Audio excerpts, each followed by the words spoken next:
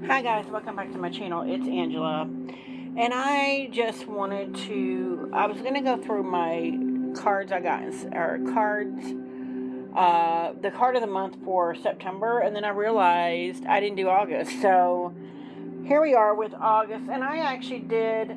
I pull a card. I do a year head spread every year, and this year for some reason. I felt the need to pull from the Dream Keepers Tarot by Liz Houston. It's now a mass market deck that is by U.S. Games. And my Ferric Pinter Tarot, which is a Los Scarabero publication. It's by Ferric Pinter. Just because I'm trying out different things each year for my year ahead spreads, and I thought it would be cool to try to deep dive into both of these decks at once, and that's usually what I do and how I do it when I do my year ahead spread. It kind of prompts me to take a deeper dive into those decks. So I pulled a year ahead spread. So for August, from my Dream Keepers Tarot, which this is the back, I had the Hierophant, and this is probably my one of few decks I have where it's a female Hierophant, and then she's got a snake on her staff. Very interesting. And then we have the Two of Cups from my Ferric Pinter Tarot, and it's funny because that is actually on the box itself. So for the Hierophant, I don't really connect with the Hierophant just because it's one of those cards that I always feel is they're trying to make it more of a religious card than what I see it as like a professor or someone that has wisdom that's passing that down. Tribal, like my favorite Hierophant is the one in my Super Lunaris because it's like a tribal ceremony where they're passing the torch. They're passing on this knowledge, this ancient knowledge that's been passed down from generation to generation to generation, and that's what I see in the Hierophant. This one almost gives me Salem vibes, where she's kind of a witch, and if you see, she's got three faces also, three separate faces there. So it almost gives you a two-faced negative vibe, like they're trying to pass on things, but it's not things that should be passed on, like darker things. So that I found that quite interesting. And August is a month that started for me darker things. I found out I have a certain health issue. I got put on medication for it. The medication started causing me to have dark thoughts. And I have to, because it's so potent, I have to wean myself off of it before I can start another medication. And then in September, I started a new medication, and it did the same thing. So for August and September, it was kind of like your thought process is going to a darker, more shadowy place because of the pills I was on, which I'm not on either now. I have to wait 2 or 3 weeks before I can start another medication now to try and fix the situation. But I just thought it was interesting that every year I pull these cards in January for the whole year. And every month I'm shocked when they come up exactly how my month went. And for the Two Cups, to me, is a lover's card. It's more of a lover's card than the lover's card is, actually.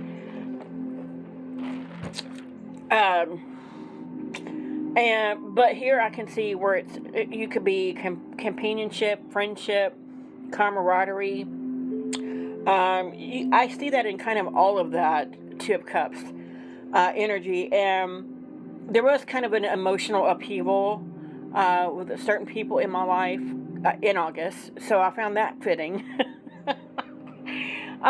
So all in all, to me, translating what these cards say now, to me, it was very fitting for the month of August. Very fitting. Plus, my youngest son's birthday is in August. My father's birthday is in August. So there is kind of a celebration there, but at the same time, because of what was going on with this, it was kind of a more emotional, negative aspect of it for me, if that makes any sense to anybody. And I could be just rambling on here, but let's go to the book on the Dreamkeeper's Tarot and see what the Hierophant says. And I don't really read this book until I'm doing one of these videos. And I'm going to tell you, this deck is worth it just for the book. It's not too thick, but it packs a punch. The Hierophant, spiritual authority, holder of faith and traditions, revealer of the sacred. And see, that's what I see. I don't so much see it as a religious thing. I see it as revealer of the sacred truth, the sacred bonds that hold us together with our ancestors, that thread of life. That's what I see in the Hierophant. So that makes sense. At the crossroads, beneath a full moon, we encounter a regal woman dressed in burgundy. The foremost of her three heads greets us with a direct and piercing stare, one from which we simply cannot look away. Her two other faces gaze in opposite directions, gathering information from multiple angles. Oh, that's interesting. She has so many faces because they're gathering information from all angles. That's interesting. Well beyond the capacity of the average person. In her hand, there's a staff encircled by a green snake, a symbol of wisdom and sage, authority. She's both of this landscape and in charge of it, comprehending mysteries all around her, ancient, current, and future. I love that. So that could be the three faces. It's the past, present, and the future all combined into one moment. I love that. Love that. Love that. See, it makes you think. This book makes you think about different ways of seeing a card like the Hierophant. The Hierophant is a spiritual teacher, one who translates the sacred books and the arcane, esoteric teachings. She crosses the bridge to the revelatory divine and brings the wisdom back to earth in a language seekers may understand.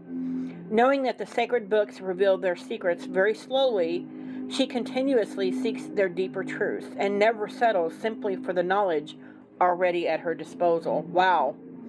The Hierophant is the maven of ritual, ceremony, and meeting. She favors the community over the individual and realizes the importance of shared communal rituals. Therefore, she is invested in institution not for its own sake, but as a framework for consistent, informed devotion. Wow. I never looked at it that way. Because I always see the Hierophant as a institutional religious aspect, and sometimes you need that structure. I met quite a few people that need that kind of structure to stay on a good path.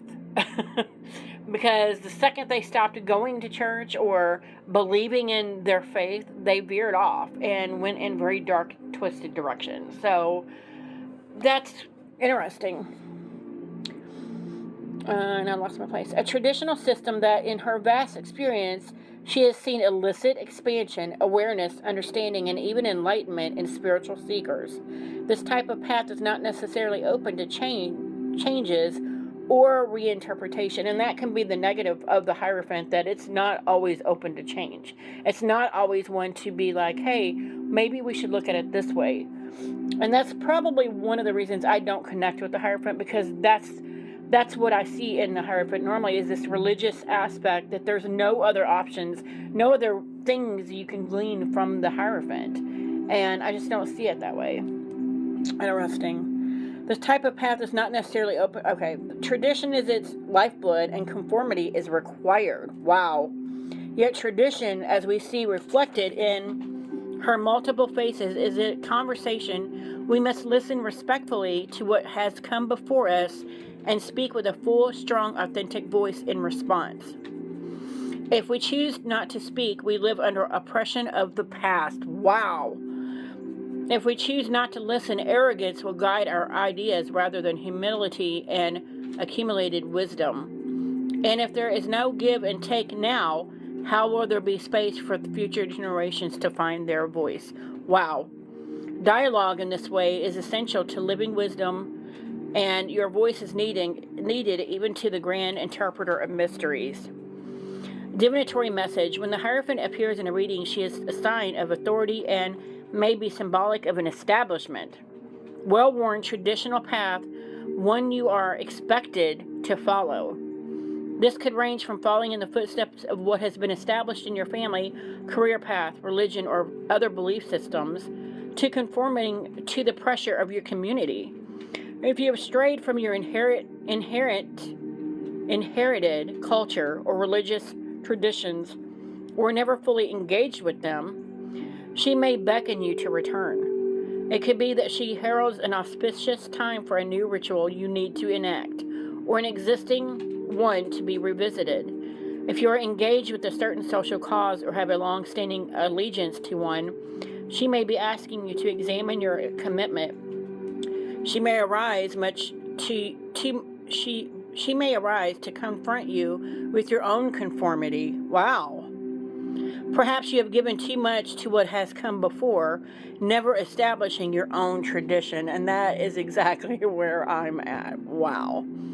She may be encouraging you to answer the difficult questions of what you believe right now and why. And that's exactly where I'm at. That's crazy. Upright, tradition, education, conformity, group identity, spiritual, intermediary. Reverse, challenging tradition, non-conformity, personal beliefs. And that, I'd never thought of that as a, what do you call it? Never thought of non-beliefs as a, and that's exactly what I was saying a while ago, that I never thought of that in the Hierophant is there is sometimes the need for structure. There is sometimes the need for balance in that way. So that's interesting. And now my dog is crying. Let's read real quick the Hierophant Picture Tarot, what it says. It's not very much because it's a low Scarabeo deck, so there's just a little blurbs. This one actually gives you information on the image itself, so I love that in this deck. Description: a man and a woman sit back to back in a horse-drawn cart. Their arms reflect the night sky above. Essence: the Two of Cups depicts the longing for a deep connection between two souls. The closeness of the sibling and soulmate. See, sibling and soulmate. In a reading, new connections will be made or depend, and you may be called upon to open your heart to another. Clear communication and trust may develop, allowing you to see and be seen. Interesting. This card offering suggests that you lower your defenses, and it signifies a time for listening and understanding to bring flow to your connections with others. Relationships nurtured and nourished in this way will blossom. Note the way their arms vanish to reflect the sky and landscape. Interesting. Yeah, it's quite interesting compared to kind of how my month of August went. So, yeah, if you guys have any other questions, comments, concerns, don't hesitate to comment below. If you like this video, give me a thumbs up. If you want to see more, please subscribe, and don't forget to hit that notification button so you're alerted to any future videos. And you guys have a good night. Bye.